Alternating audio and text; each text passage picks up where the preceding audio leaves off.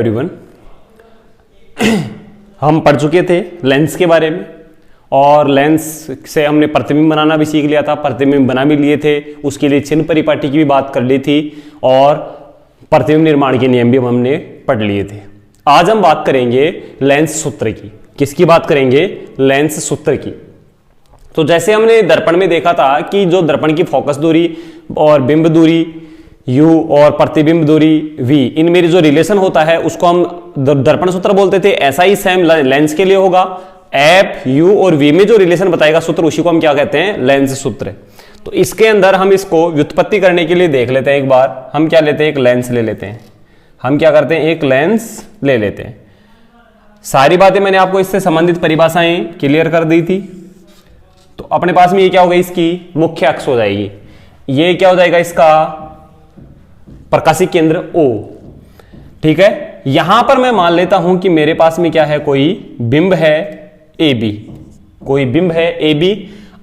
अब इस बिंब से चलने वाली प्रकाश किरण, इस बिंब से चलने वाली प्रकाश किरण यदि वो क्या आ रही है? मुख्य अक्ष के समांतर आ रही है, तो अपवर्तन के पश्चात कहां से गुजरेगी? वो फोकस बिंदु से गुजरेगी। कहां से गुजरेगी? फोकस बिंदु से गुजरेगी। मैं इस पॉइंट को नाम दे देता हूं M। क्या नाम दे देता हूं? M दे देता हूं। दूसरी, यदि यहां से ये प्रकाश किरण ऐसे गई और यहां से ऐसे गुजर गई, दूसरी प्रकाश किरण यदि मैं ऑप्टिकल सेंटर से लेता हूं, प्रकाशिक केंद्र से लेता हूं, तो वो बिना विचलित हुए सीधा का सीधा निकल जाएगा। और यहां से मैं ये लेता हूं ऐसे, और ये ऐसे प्रकाशिक केंद्र से सीधी गुजर जाएगी। यहां दोनों क्या कर रही हैं? कट कर रही हैं। अपवर्तित प्रकाश किरण जहां कट करेंगी या जहां मीट करेंगी, मिलेंगी, वहां पर प्रतिबिंब बनेगा, और जहां आपतित प्रकाश किरणें मिलेंगी वहां पर बिंब होगा। तो यहां पर यह प्रतिबिंब बन गया अपना A डैश और B डैश। क्या बन गया? A डैश और B डैश बन गया। यहां तक आपको कोई दिक्कत है? यदि इतनी बात समझ में आ गई तो पूरा काम खत्म हो गया। ये O पॉइंट हो गया, ये F हो गया। मैं ये मान लेता हूं कि जैसे ये यहां पर अल्फा एंगल बना रहा है, यहां पर अल्फा एंगल बना रहा है, और यहां पर बीटा, यहां पर बीटा। तुम चाहो जो ले सकते हो, जरूरी नहीं है कि तुम इसको अल्फा लो और इसको बीटा लो। ये सब कुछ तुम्हारे ऊपर डिपेंड करता है। तुम चाहो तो इसको अल्फा ले लो और इसको बीटा ले लो, इसको बीटा ले लो, कोई दिक्कत नहीं है। ठीक है, ये सारी बातें हो जाएंगी। चलो आगे इसके बाद में अब मैं यहां से, अब यहां इसके बारे में, इस डायग्राम के बारे में सारी बातें लिख देते हैं यहां पर कि जो AB है उसकी हाइट मैं H ले लेता हूं, जो बिंब की ऊंचाई है। A डैश B डैश की हाइट H डैश है, जो प्रतिबिंब की हाइट है। यहां MO की वैल्यू AB के बराबर है, MO की वैल्यू AB के बराबर है। यहां से लेकर यहां तक ये U हो जाएगी। AO की जो वैल्यू होगी, या तुम इसको OA की जो वैल्यू होगी वो U होगी, लेकिन U यहां पर किस में होगा? माइनस में होगा। ठीक है ना? OF की जो वैल्यू होगी, OF की जो वैल्यू होगी वो स्मॉल f होगी, स्मॉल f होगी। OA डैश की जो वैल्यू होगी वो V होगी, क्योंकि यहां से ये क्या हो जाएगा? तुम्हारा प्रतिबिंब दूरी हो जाएगी। ये सारी बातें हमने यहां पर लिख दी, इसमें कोई दिक्कत नहीं है। बस और तो बचा ही क्या, इसमें सारी बातें हो गई। तो यहां से मैं सबसे पहले बात कर लेता हूं, यहां से सबसे पहले मैं त्रिभुज, यहां पर हम क्या कर लेंगे कि यहां अपने पास में AB एक क्या है? बिंब है, और लेंस के कारण जिसका प्रतिबिंब कहां पर बन रहा है? A डैश B डैश बन रहा है। इसका प्रतिबिंब कौन सा बन रहा है? A डैश B डैश बन रहा है। यहां पर यदि हम बात कर लें कि यहां पर ये जो ऑप्टिकल सेंटर से जो जाने वाली है वो बिंब और प्रतिबिंब दोनों को काटेगी, तो इसका यहां पर एंगल बीटा होगा, तो यहां पर भी एंगल कितना होगा? बीटा, क्योंकि ये दोनों कौन से हो गए? शीर्षाभिमुख कोण हो गए। इस वाले की यदि मैं बात करता हूं, अपवर्तित प्रकाश किरण जो फोकस बिंदु से गुजर रही है, यदि वो इस साइड में अल्फा एंगल बना रही है, या मैं ऐसे बोल दूं प्रतिबिंब अल्फा एंगल बनाएगा, तो इस साइड में भी एंगल अल्फा ही बनेगा। क्यों? क्योंकि ये दोनों भी क्या हो गए? शीर्षाभिमुख कोण हो गए। अब यहां से मैं बात कर लूं ये वाला त्रिभुज ABO या BAO से, BAO से वह त्रिभुज बीटा कोण इसमें भी है, बीटा कोण इसमें भी है।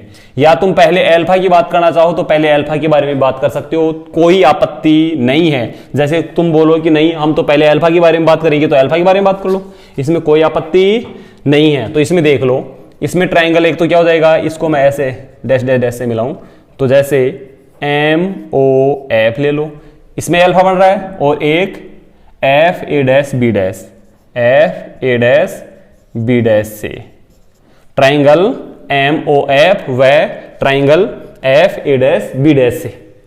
तो इसमें देखो सबसे पहले यदि मैं बात करूं किसकी, tan अल्फा, इस त्रिभुज में tan लगाऊंगा, tan थीटा बराबर क्या होता है, लाल बटा कक्का से लंब बटे आधार, क्या होगा, लंब बटे आधार। तो इसमें थीटा के सामने वाला लंब बटे आधार OF, तो tan अल्फा बराबर बोलो MOF वाले में MO लंब यही होगा, MO बटा आधार की वैल्यू OF हो जाएगी। फिर मैं इस वाले ट्राइंगल में बात करूं FA डैश B डैश में, तो tan अल्फा, इसमें भी tan अल्फा किसके बराबर होगा बोलो, tan थीटा बराबर लंब बटे आधार, लंब A डैश B डैश बटा आधार की वैल्यू FA डैश। ठीक है, चलो फिर इसमें आगे चलते हैं। यहां तुम्हारे को मालूम है कि MO वो बराबर होता है AB के, MO बराबर है किसके, AB के। तो यहां से क्या, इसकी जगह मैं क्या रख दूं, AB, तो ये AB बटा OF बराबर A डैश B डैश बटा FA डैश। मैं इस A डैश B डैश यहां ऊपर इस साइड में लाऊं तो भाग में OF भाग में इस साइड में लेके जाऊंगा तो गुणा में ऊपर आ जाएगा। तो यहां से क्या हो जाएगा, ये AB बटा A dash B dash, A dash B dash बराबर OF बटा FA डैश। इसको मैं दे देता हूं समीकरण नंबर 1, इसको मैं दे देता हूं समीकरण नंबर 1। अब मैं दोबारा बात कर लेता हूं, ये एंगल अल्फा की बात खत्म हो चुकी, अब बीटा एंगल की बात कर लेते हैं। तो ट्राइंगल BAO व ट्राइंगल बीटा इसमें बन रहा है, बीटा इसमें OA dash B dash, OA dash B dash से, इसमें कौन है, बीटा है, तो इसमें क्या कर दूंगा मैं, tan बीटा, tan थीटा बराबर इसमें लगाओ लंब बटे आधार, लंब की वैल्यू AB बटा आधार की वैल्यू OA बराबर इसमें लगा दूं अभी मैं, तो इसमें थीटा के सामने वाला A डैश B डैश होगा लंब, तो लंब A डैश B डैश बटा आधार OA डैश, OA डैश। कोई दिक्कत इसमें? फिर इसमें A डैश B डैश यहां भाग में गुणा में है, इस साइड में लाऊं तो भाग में, OA भाग में इस साइड में लेके जाऊं तो ऊपर आ जाएगा गुणा में। तो यहां से क्या हो जाएगा, AB बटा A डैश B डैश बराबर OA बटा OA डैश हो जाएगा। ये तुम्हारा समीकरण नंबर 2। समीकरण 1 में OF बटा FA डैश, ये भी AB upon A dash B dash के बराबर है। समीकरण 2 में OA अपॉन OA डैश भी किसके बराबर है, AB upon A dash B dash के। तो ये दोनों पद, ये पद और ये पद दोनों ही किसके बराबर हैं, AB upon A dash B dash के। तो ये दोनों भी क्या होंगे, बराबर होंगे। तो मैं यहां पर क्या लिख दूंगा, समीकरण 1 व 2 से, समीकरण 1 और 2 से, समीकरण 1 और 2 से क्या होगा बोलो, ये बराबर ये OF बटा FA डैश बराबर OA बटा OA डैश, OA बटा OA डैश। ठीक है, ये हो जाएगा। यहां पर सारी वैल्यू आपको मालूम है, यहां हमने पहले ही लिख दी थी, ये सारी वैल्यू हम वहां पर पुट कर देंगे, रख देंगे। तो रख दो फिर OF की वैल्यू F, OF की वैल्यू स्मॉल f, या साइड में लिखना चाहो तो लिख देना तुम, क्योंकि OF बराबर स्मॉल f। ठीक है ना, FA डैश, FA डैश ये वैल्यू अपने को मालूम नहीं है, मैं इस पूरी वैल्यू में से इतनी सी घटा दूं तो ये बच जाएगी FA डैश, ये पूरी क्या हो जाएगी बोलो, FA dash OA dash minus OF बराबर, या इसको तुम ऐसे OA डैश की value V minus FA dash बराबर ये हो जाएगा। और बोलो OA की वैल्यू, O ये रहा और A ये रहा, मालूम है आपको माइनस का U। ठीक है ना, लिख चुके हम इधर। फिर कौन बचा, ओ A dash, O A dash क्या है ये, v, ओ ए डैश बराबर v हो जाएगा। कोई दिक्कत इसमें, चले आगे। तो चलो फिर ये सारी वैल्यू मैं यहां रखता हूं, तो देखो क्या क्या आ जाएगा। इसकी जगह स्मॉल f बटा एफ ए डैश की जगह ये रहा v minus f is equal to, बोलो ओ ए की वैल्यू माइनस का u है अपॉन ओ ए डैश की वैल्यू v है। इसको इससे गुणा कर दो, इसको वज्र गुणा कर देते हैं, तो यहां पर क्या हो जाएगा अपने पास में, बोलो इसको इससे, तो f इंटू वी बराबर, बोलो माइनस का u और गुणा में आएगा v माइनस एफ। तो एफ v बराबर माइनस u को इससे गुणा करोगे तो माइनस का u इंटू वी, माइनस का u इंटू वी, माइनस को माइनस गुणा करोगे तो प्लस का, बोलो u इंटू एफ हो जाएगा। हो गया, तो कोई दिक्कत नहीं है इसमें। ये माइनस का u v इस साइड में, माइनस में इस साइड में लाऊं तो प्लस में हो जाएगा, तो ये क्या हो जाएगा u इंटू वी, ठीक है ना। इसको उठा के इस साइड में, इस इन सबको मैं f वाले दोनों पदों को एक साइड में कर लेता हूं, तो इसको उठा के उस साइड में लेके जाऊंगा तो ये किस में चला जाएगा, माइनस में। तो ये u f minus V F, अरे इसको उठा के साइड में तो प्लस का, इसको उठा के साइड में लेके गया तो माइनस का, ये लिख दिया मैंने, और यू एफ अपनी जगह पे है ही। बस कुछ नहीं करना, इसको तुम समीकरण दे लेना जो भी देना चाहो। कहां तक दे दिया था तुमने समीकरण, ये सारी बातें हो गई। इसको समीकरण 3 दे लेना और इसको दे देना समीकरण नंबर 4, ठीक है ना। समीकरण 4 में या उपरोक्त समीकरण में u गुणा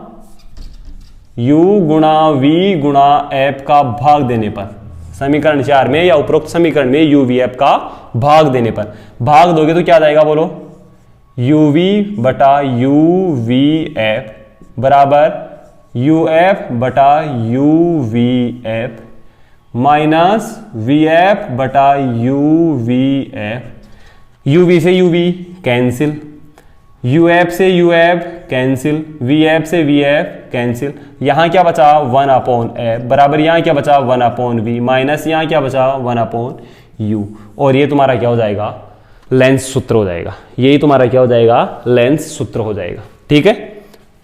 इसमें कोई दिक्कत नहीं है, नहीं है तो नहीं है, इसमें कोई दिक्कत नहीं है, ये तुम्हारा लेंस सूत्र आ गया, ठीक है ना। चलो आगे भाई, चलो तो फिर अब इसके बाद में हम इसकी आवर्धन क्षमता की भी बात कर लेते हैं, ठीक है ना, मैग्निफिकेशन पावर की बात कर लेते हैं। इनको तो मैं हटा देता हूं और इसमें अब देख लो मैग्निफिकेशन पावर की।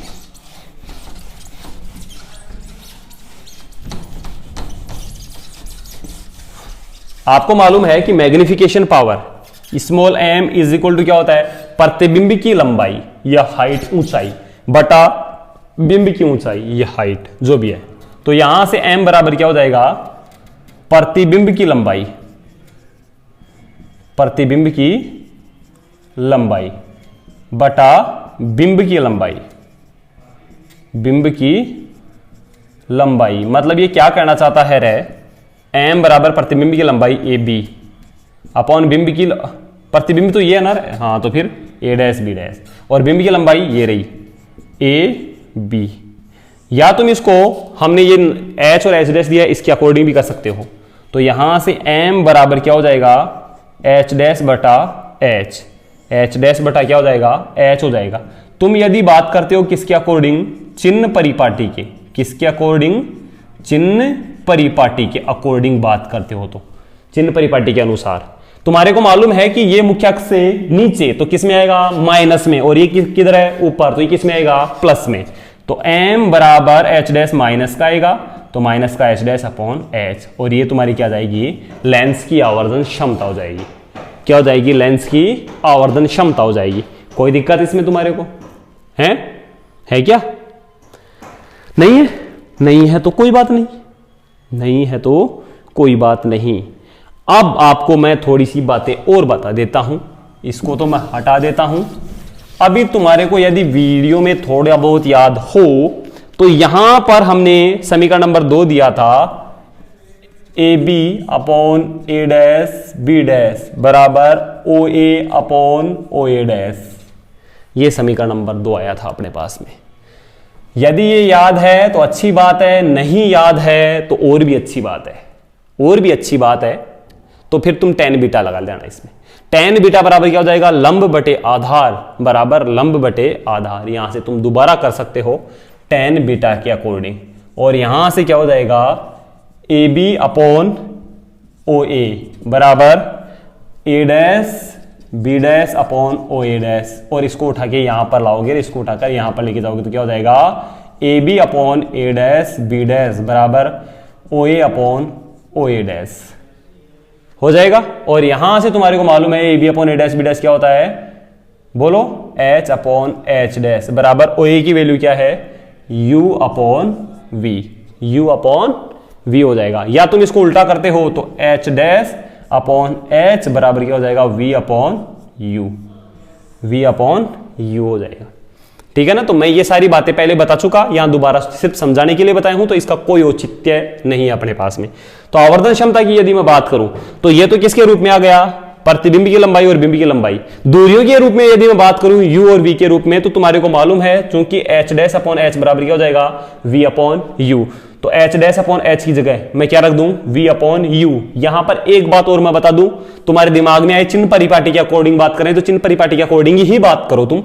u तो किस में आएगा, ऑप्टिकल सेंटर है, उससे इस साइड में है ना तो माइनस में, उस साइड में है तो प्लस में, v उस साइड में है तो वो तो किस में आएगा, प्लस में, और u इस साइड में है तो किस में आएगा, माइनस में।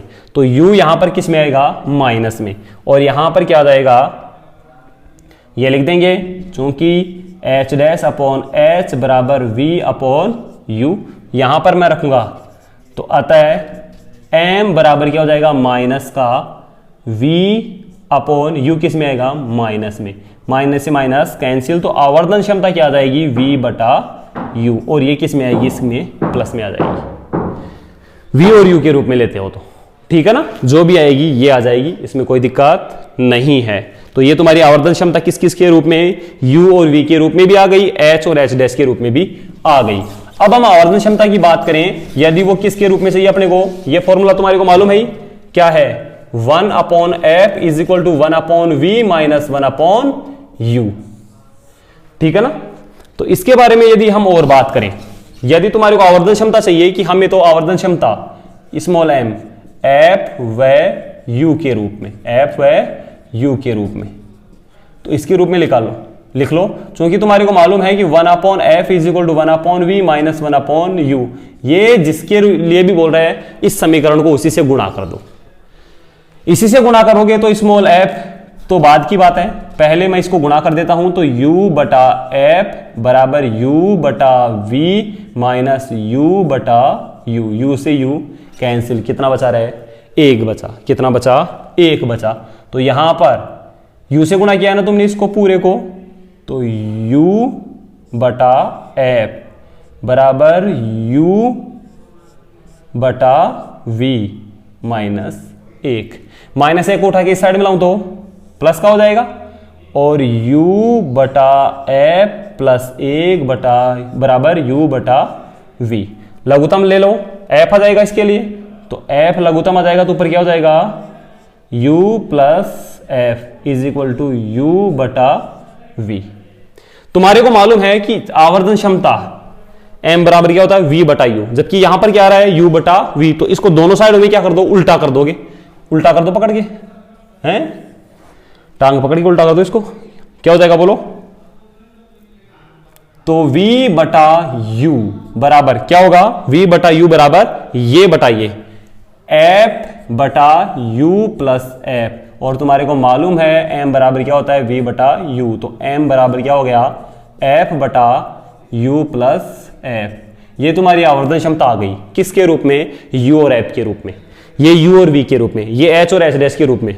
आगे और चले, किसकी बात करते हो तुम बोलो, f व v के रूप में, f व v के रूप में।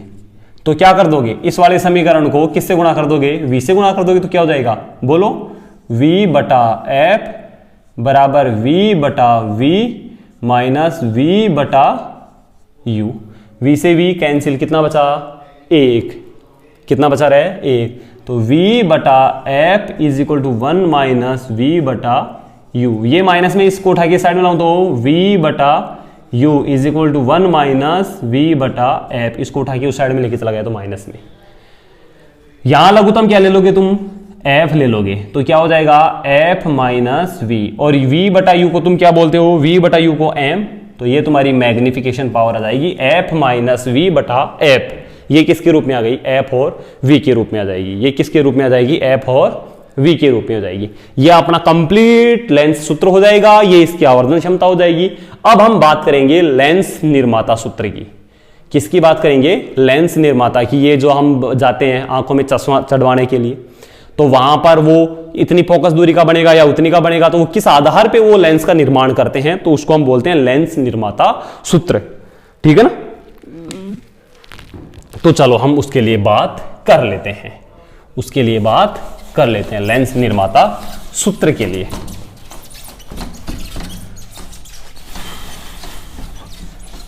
तो इधर देख लो भाई एक बार, ये अब से पहले हमने जो भी कंडीशन ली थी वो थोड़ा सा हमने ये लेंस था उसको थोड़ा सा थिन लेके पतला लेके माना था। अब देखो यदि जैसे मैं मान लो इसके लिए डायग्राम बना देता हूं मैं, ये लेंस है और ये क्या है इसका मुख्य अक्ष, ये इसका ऑप्टिकल सेंटर O। अब आपको मालूम है कि जैसे मान लो कि मेरे पास में यहां पर क्या है, बिंब है, यहां पर क्या है, बिंब है। ठीक है ना, जैसे तुम ऑब्जेक्ट है तो मैं यदि इसको नाम दे देता हूं O डैश और ऑब्जेक्ट को नाम देता हूं मैं O। ठीक है ना, यहां से कोई प्रकाश किरण ऐसे जाएगी, प्रकाश किरण ऐसे जाएगी, तो तुम्हारे को इस बात का मालूम है कि ये कहां से, विरल माध्यम से सघन माध्यम में गई और ये इसका अपवर्तक पृष्ठ आ गया। यहां से तुम इसके ऊपर अभिलंब डालोगे तो ये ऐसे अभिलंब होगा और ये विरल माध्यम से, ये तो हो गया एंगल आई आपतन कोण, और सघन माध्यम में जाएगी तो ये थोड़ा सा क्या हो जाएगी, ऐसे इस ओर झुक जाएगी। आ गई बात समझ में। मैंने इससे पहले तुम्हारे को जो कौन सा था, गोलीय पृष्ठ था, उस पर अपवर्तन समझा दिया था और वहां पर मैंने तुम्हारे को बोला था कि इस वाले फॉर्मूले को याद रखना, ये बहुत काम आएगा। और वो कौन सा था, μ2 बटा v माइनस μ1 बटा u is equal to μ2 minus μ1 बटा r। ये फॉर्मूला हमारे पास में आया था वहां पर। ठीक है ना, तो और इसी के लिए मैंने बोला था कि इसको अच्छे तरीके से याद कर लेना, और यदि ये तुम्हारे को आता है तो वो टॉपिक पूरा खत्म है। और यही वो टॉपिक है जो इससे पूरा खत्म है, इसमें कुछ भी नहीं है, कुछ भी नहीं है इसमें, यदि वो तुम्हारे को आता है तो। अब देखो इसमें, अब यहां से यदि देखो, यहां से दो प्रकाश किरणें निकाल देता हूं, एक तो मैं ये निकाल देता हूं और एक प्रकाश किरण ये निकाल देता हूं। ये प्रकाश किरण यदि ऑप्टिकल सेंटर से जाती है तो बिना विचलित हुए सीधी जाएगी, तो इसमें आपको सोचने की जरूरत भी नहीं है। नहीं है तो नहीं है, कोई दिक्कत नहीं है। ठीक है, तुम चाहो तो इसको दो तरीके से सॉल्व कर सकते हो। तुम चाहो तो इस बिंब को थोड़ा बड़ा भी लेके कर सकते हो, तो कोई आपत्ति नहीं होगी उसमें। ठीक है, और यहां से ये क्या होगा, थोड़ा सा, अब ये यहां पर क्या होगा, ये प्रकाश किरण आ रही है, ऐसे आई, जैसे ही ये यहां से आएगी तो अब इसका क्या होगा, अभिलंब इस साइड में होगा, ये अभिलंब इस साइड में होगा, और ये इस आपतन कोण के साथ में आई, जैसे ही सघन माध्यम से विरल माध्यम में जाएगी। ठीक है ना, यदि ये वाला प्रश्न ना होता, यदि ये वाला प्रश्न ना होता तो ये प्रकाश किरण सीधी यहां पर जाती और इसका इमेज बन जाता आई डैश, इसका इमेज बन जाता, प्रतिबिंब बन जाता आई डैश। लेकिन ऐसा नहीं होगा। वो देखो क्या नहीं होगा, मैं बता दूं आपको कि देखो अब वो क्या होगा, इस वाली प्रकार ये अभिलंब हो गया, अभिलंब हो गया तो ये सघन माध्यम से ऐसे चली और सघन माध्यम से विरल माध्यम में जाएगी तो अभिलंब से दूर हटेगी और ये इसी साइड में आ जाती है, और ये इसी साइड में आ जाती है, और यहां तुम्हारा इमेज आई बन जाता है। रियलिटी में इमेज यहां पर बनता है, लेकिन हम अब से पहले जो ले रहे थे, जो पतला लेंस ले रहे थे इसीलिए ले रहे थे, और यहां पर हम सीधा ऐसे लेते थे और सीधा ऐसे निकाल देता, जबकि रियलिटी के अंदर ये दो बार अपवर्तित होगी, एक बार इस वाले पृष्ठ से और एक बार इस वाले पृष्ठ से। ठीक है ना, तो अच्छे तरीके से ध्यान देना इसके बारे में। लेंस ने इस बार इससे रिलेटेड एक न्यूमेरिकल भी आया था बोर्ड एग्जाम में। ठीक है, तो अब देखो यहां से ये प्रकाश किरण ऐसे आई और ये चली गई। ठीक है ना, अब देखो इसमें ये हो गया, ये पॉइंट हो जाएगा, इस पॉइंट को तुम कोई भी नाम दे दो, जैसे इसको नाम दे दिया ए, इसको नाम दे दिया तुमने बी, ये तुम्हारा आई डैश हो गया और ये तुम्हारा आई हो गया। अब देखो सबसे पहले यदि मैं बात करूं कि यदि ये वाला प्रश्न ना होता, ये वाला प्रश्न ना होता तो प्रश्न कौन सा होता, ओनली ये वाला ही होता। और इस वाले प्रश्न के लिए इमेज यहां पर बनती, और ये यहां से यहां तक की दूरी है वो है u, कितनी है, u है। तो यहां से यहां तक की जो डिस्टेंस होती, इमेज अपने को पहले यहां पर बनता, तो वो मैं ले लिया i डैश ले रहा हूं तो v डैश ले लिया, कितना ले लिया, v डैश ले लिया, ठीक है ना। पहले ये वाला पृष्ठ है, पहले ये वाला पृष्ठ है, ठीक है ना, पहले ये वाला पृष्ठ है, तो इसकी जो वक्रता त्रिज्या होगी वो r1 होगी, बाद में इस वाले पृष्ठ से हुई तो इसकी वक्रता त्रिज्या r2 होगी, इस वाले की क्या हो जाएगी, r2 हो जाएगी। आगे बात समझ में, चलो आगे चलो। तो फिर रियलिटी के अंदर फिर क्या हो रहा है, अपने पास में इमेज यहां पर बढ़ रहा है, तो इसकी रियलिटी डिस्टेंस कितनी हो जाएगी, स्मॉल v हो जाएगी। यहां पर सबसे मेन काम है वो इस डायग्राम को समझना ही है, ठीक है ना। तुम चाहो तो इस वीडियो को एक दो बार चला के आराम से देख लेना भाई क्या हो रहा है और कैसे हो रहा है, ठीक है। ये बात हो गई अपने पास में, इसका इमेज यहां पर बन गया। अब देखो यहां पर ये वाला, यहां पर जो इमेज बन रहा है वो ये वाली प्रकाश किरण आ रही है ना, ये अपवर्तित हुई है, तब ये अपवर्तित हुई है, तब यहां पर क्या बना है, बोलो, प्रतिबिंब बना है। इसका बिंब कहां पर होगा, मैं इस वाली प्रकाश किरण को थोड़ा सा ऐसे पीछे बढ़ाऊं और इस वाली को पीछे बढ़ाऊं, तो ये दोनों कहीं जहां पर काटेंगी वहां पर बिंब होना चाहिए, लेकिन ये दोनों पीछे फैलेंगी तो पीछे इनका बिंब नहीं मिलेगा अपने को, क्योंकि बिंब कहां पर बनता है, जहां पर आपतित प्रकाश की किरणें काटती हुई मिले, आपतित।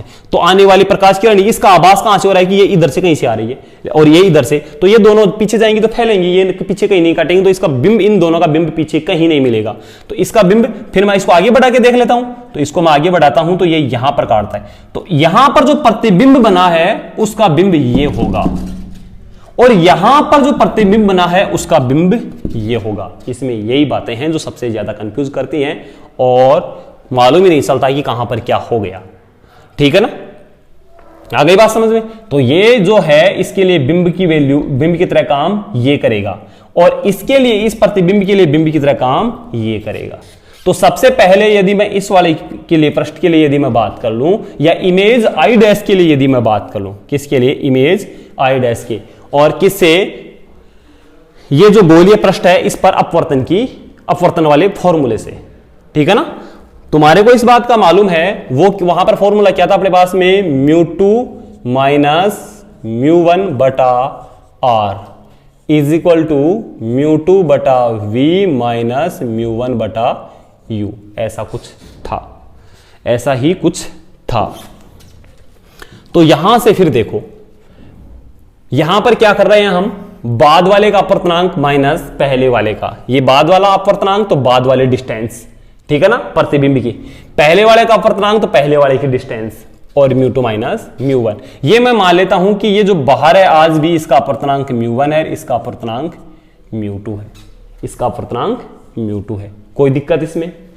बिंब दूरी के साथ में ये वाला और प्रतिबिंब दूरी के साथ में बाद वाला, ठीक है।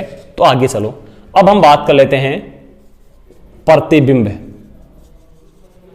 i डैश के लिए, प्रतिबिंब i डैश के लिए, प्रतिबिंब i डैश के लिए देखो तुम क्या होगा इसमें, प्रतिबिंब, ठीक है। तो मैंने तुम्हारे को पहले बोल दिया था कि कहां पर, कि जब वो गोलीय पृष्ठ पर अपवर्तन समझाया था और वहां पर उसके लिए अपने पास में फॉर्मूला ये आ गया था, और मैंने ये बोला था कि इसको याद रखना है तुम्हारे को कि ये वहां पर अपने को बहुत काम आएगा, और बहुत काम कहां पर आएगा, वो यही आ गया लेंस मेकर फॉर्मूले में, ठीक है ना। ये तुम्हारे को मैंने बता दिया था, और इसमें ये क्या हो रहा है अपने पास में कि μ2 माइनस μ1, ये μ2 बटा v था और μ1 बटा u था, ठीक है ना। इसको तुम लिख लेना, या तो तुम ऐसे कर लेना, μ2 माइनस μ1 बटा r इज इक्वल टू μ2 बटा v माइनस μ1 बटा u। इस देखो, इस फॉर्मूले में हमने क्या किया है कि बाद वाला माइनस पहले वाले माध्यम का अपवर्तनांक बटा जो गोलीय पृष्ठ है उसकी वक्रता त्रिज्या। यदि इस वाले पृष्ठ की बात करेंगे तो यहां पर r1 लेंगे, और इस वाले पृष्ठ की बात करेंगे तो यहां पर क्या लेंगे, r2 लेंगे। फिर इसके बाद में बाद वाला अपॉन v कहां पर बन रहा था, बाद वाले जिस माध्यम में बन रहा था उसका अपवर्तनांक बटा वह इमेज की डिस्टेंस। फिर यहां पर क्या हो जाएगा, ये अपना ऑब्जेक्ट है ऑब्जेक्ट की डिस्टेंस और ये उस माध्यम का अपवर्तनांक आ जाएगा। ठीक है ना, बाद वाला अपॉन v माइनस पहले वाला अपॉन u।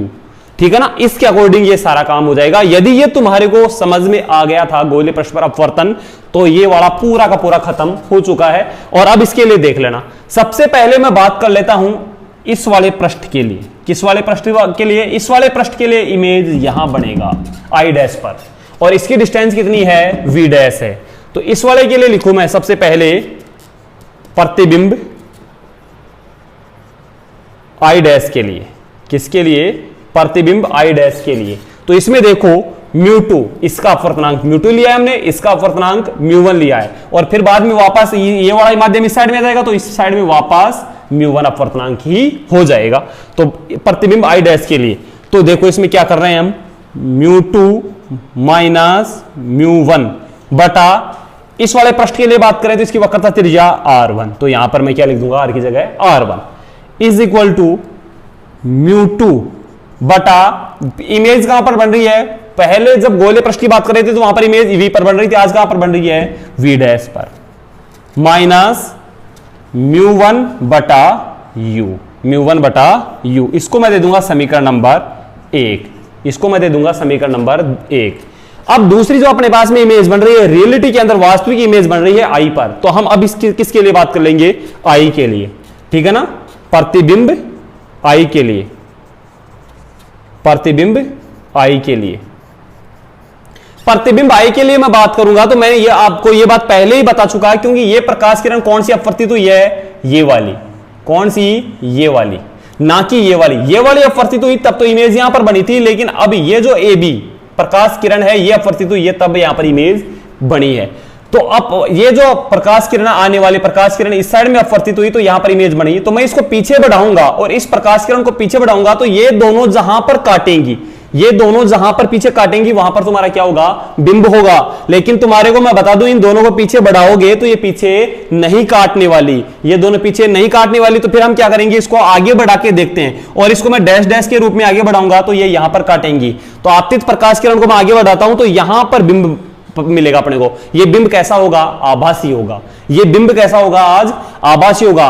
तो बिंब की डिस्टेंस, बिंब की स्थिति ये हो गई, बिंब की डिस्टेंस ये रही।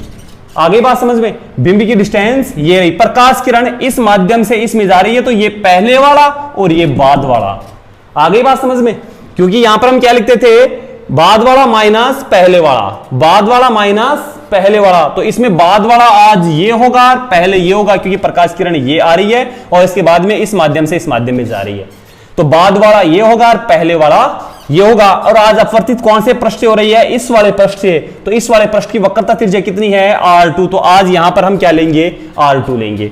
तो प्रतिबिंब i के लिए, ठीक है ना। और इसके लिए तुम लिखो बाद वाला कौन सा है? μ1। तो μ1 माइनस μ2 बटा r2, μ1 माइनस μ2 बटा r2 इज इक्वल टू, बोलो, इज इक्वल टू बाद वाला μ2, बाद वाला μ1 है ना, तो μ1 बटा किसकी? इमेज की डिस्टेंस। इमेज की डिस्टेंस कितनी है? v।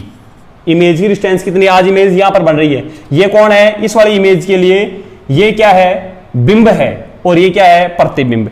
तो μ1 माइनस v माइनस ये यहां पर क्या लिखा था हमने? बाद वाला, तो ये बाद वाला हो गया, माइनस पहले वाला कौन सा? आज μ2 बटा बिंब की डिस्टेंस यहां पर u होती थी, लेकिन आज इस प्रतिबिंब के लिए बिंब की तरह कौन काम कर रहा है? i dash. तो इसकी डिस्टेंस कितनी है? v dash. बस इतना ही है भाई। और ये इक्वेशन नंबर 2।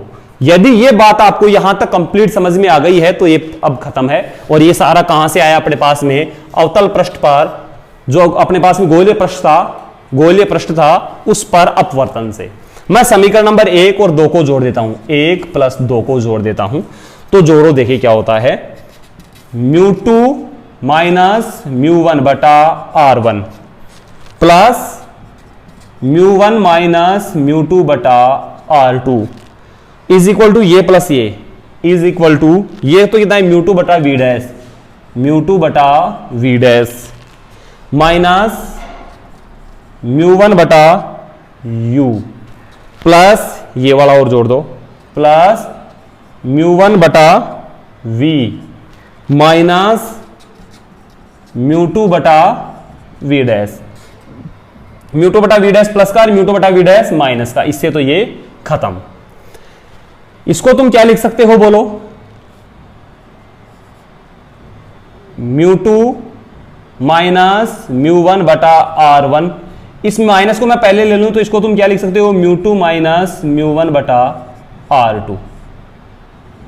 ऐसा तुम इसको लिख सकते हो। क्यों? क्योंकि देखो माइनस को अंदर गुणा करोगे, यहां पर क्या है, म्यू टू माइनस का है और म्यू वन प्लस का है।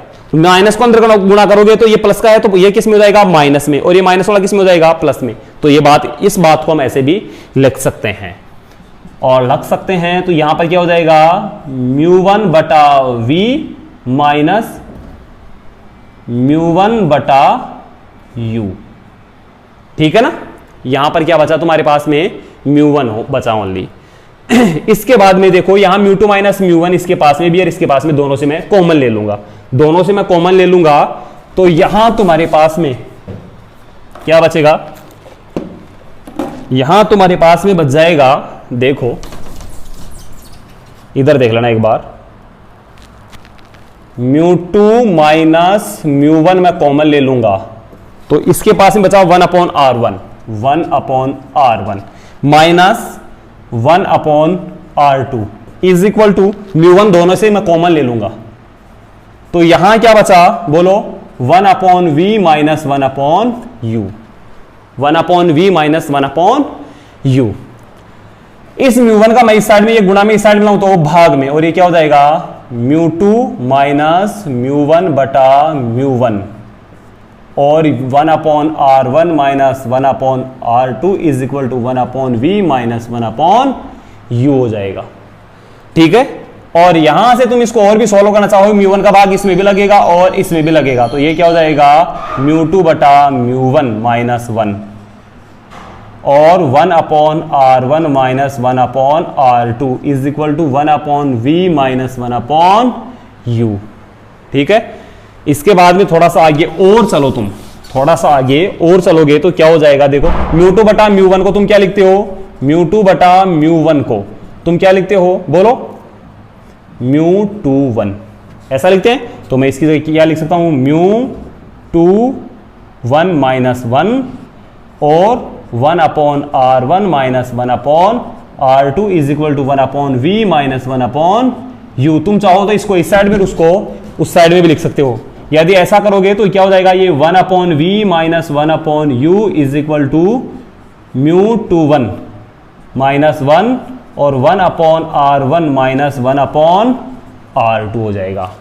तुम चाहो तो, तुम्हारे को इस बात का मालूम है लेंस सूत्र से, लेंस सूत्र से क्या होता है रे, लेंस सूत्र से क्या होता है, साइड में लिख देना यहां पर, चूंकि one upon F is equal to one upon we minus one upon u, ये लेंस सूत्र से अभी हम पहले निकाले थे। तो इसकी जगह तुम क्या लिख दोगे, वन अपॉन एफ।